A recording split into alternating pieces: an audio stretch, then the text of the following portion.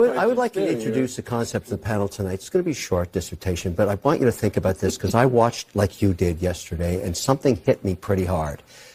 Only 90 days ago, Pelosi went to Biden and said, you need to step aside, and convinced him to do so.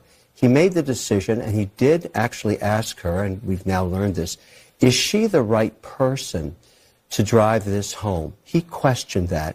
He could have said, we need to run a process in order for me to make this move. But they decided not to. I don't know who they is. Was it Obama? Was it Pelosi? I don't care who it was. In stock picking, just listen to this analogy. And you may agree, you may not. 88% of managers, because this is the world I live in, cannot beat the S&P year in, year out. So you give them $1,000, the S&P beats them. They can't pick stocks. This is the second time the Democratic Party has circumvented democracy and chose. That's not true. Yes, it is. Hillary true. Clinton. It is true. Hillary Clinton was chosen, and she had Bruce Springsteen too. And what happened to her? And now we've chosen. Kevin, Hillary Clinton won a primary. Okay, she won a primary. You may not. Nobody like could compete with her, even Bernie Sanders. She won a primary. Okay. First of all, that's the first So thing. did Kamala Harris win a primary? Listen, we've talked about this before. What's wrong about talking about it tonight after what you just saw? Do you think that's really what matters to voters? Right now. How many Democrats wish? Your whole shtick has Hang been, on a second. let's talk about what matters to voters. Do you really think voters care about the internecine primary process? If you're a Democrat, you sure as hell care today. I know that you are from Canada, but the primary process. That's why I'm perfect for this. I have no. I was just saying. And then she tries to smear him by saying, "Oh, you're from Canada, so your opinion doesn't matter about this. Give me a break." Into the game, It's other not than in to the get a great Constitution. president. It's not in the Constitution. The political parties can choose however they want to choose their nominee. Right. And as long as What a bullshit argument that has nothing to do with what Kevin O'Leary's saying. I'm going to let this clip finish, and then I have some thoughts on it. they meet the legal deadlines in the states where they are on the ballot, they can do it however they want. I they just can want to be transparent. Yes, I was born in Canada, in but December 2023 to just handpick somebody. just to They be don't have to have a transparent, primary. I was born in It's just Canada. not a It's a thing. Democratic Party It's not a process, thing. not a Democratic. No, but my kids were born and raised in Boston. All my investments in the United States. I want the president, whoever it is, to be a You're winner. describing something as undemocratic that has absolutely nothing to do with the democratic And this process. is why I don't even. How is anyone arguing with what Kevin O'Leary's saying? It's the simplest, most obvious, most basic thing in the world that probably the last three primaries, rather than having an open and fair process, it's true that the Democrats have put their finger on the scale and tried to install or make their hand-picked candidate win. And I think it's actually a very appropriate comparison to make with the stock picking thing.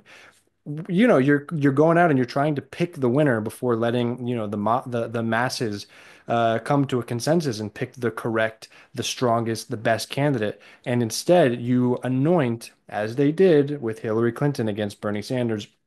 It's been proven. It's out in the open. There's no debate about this. They were smearing, scheduling debates at times that nobody would pay attention. They did the superdelegates scandal at the beginning where all the superdelegates just put their weight behind Clinton and made it look like she was already going to be anointed. So that was a mistake. Hillary Clinton went to lose. They did the same thing in 2020. We just don't talk about it as much because Biden actually went on to win that election. But there was the dropping out and endorsing of Biden before Super Tuesday. They put their thumb on the scale. They all lined up behind Biden and made it impossible for him to go ahead and win on Super Tuesday. And that essentially ended the race. And then finally, the coup de grace, not to put it in those terms, but you have Kamala Harris basically being anointed, as Kevin O'Leary points out there. And we're sitting in a position where she was not the strongest candidate. We could have had a number of other people step up in the process. They shoved Kamala Harris forward. Yes, I'll admit she had a good start to the campaign. It's teetering at this point and not looking very good. And they circumvented the whole process. We didn't have a legitimate primary. And Kamala Harris just gets to step up and be anointed as the next one up, even though it was universally agreed upon that she was not the strongest candidate. And so here we are.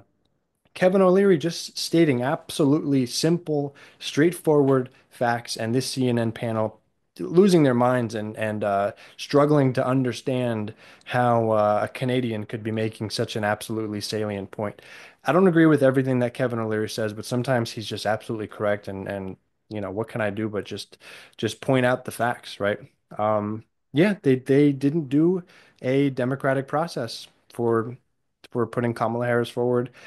You could argue the same thing in 2020 for Joe Biden. You could argue absolutely the same thing in 2016 for Hillary Clinton. And here's where we are, already having had to deal with one term of Donald Trump, potentially staring down a second term of Donald Trump. And that is absolutely horrifying. So thank you, Democrats, for giving us this unenviable position once again. Good luck to us all.